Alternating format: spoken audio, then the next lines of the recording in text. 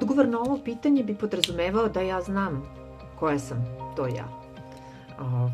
Ali ta potraga još uvek traje.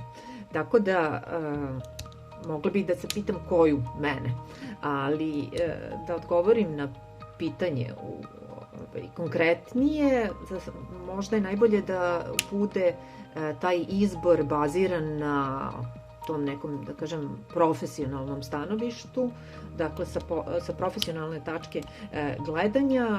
Izdvojila bih radove Lab i Pink. Mislim da ti radovi možda najbolje objašnjavaju problemsko polje kojim se bavim u svom radu. S razlogom sedim ispred ove slike. Slika se zove Beatrice i to je slika koju sam naslikala tokom lockdowna u mom ateljeu u Južnom Londonu koji je bio potpuno napušten.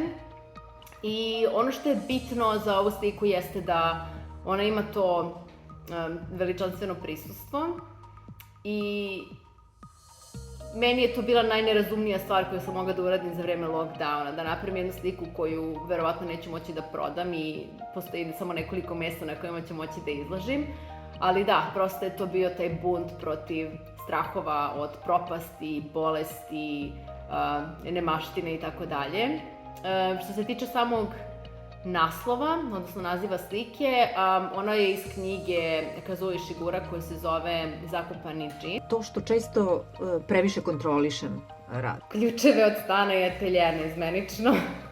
Deluje mi da je scena dosta živa, dinamična, da ima dosta dešavanja, da je raznolika. Meni odgovara novo interesovanje za slikarstvo, pogotovo za novu figuraciju kojom se i sama bavim. Promena koju očekujem od umetničkog rada više na nekom mikroplanu, dakle ne u onom smislu aktivističkog pristupa umetnosti, nego kao jedan mali događaj u susretu sa posmatračem koji može da ponudi novo iskustvo. S obzirom na to da se moja umetnost bavi strahom od smrti i prolaznosti, ona malo toga može praktično da promeni. Međutim, dopada mi se ideja da moje slike premeštaju posmatrače svakodnevnice i problema normalnog života. Doduše, moje slike premeštaju posmatrače na mnogo mračnije mesto. Sigurna sam da je izjava koju vrlo često spominjem i umetnik koga citiram jeste francuski situacionista Robert Filliou, koji kaže da je umetnost ono što čini život zanimljivijim. Iznova čitam Dostojevskog, Ernesta Beckera i Hesea iz različitih pobuda. Dostojevskog čitam zato što mi se dopada kompleksnost njegovih likova i njegova sposobnost da racionalizuje i najnerazumnije ljudske odluke.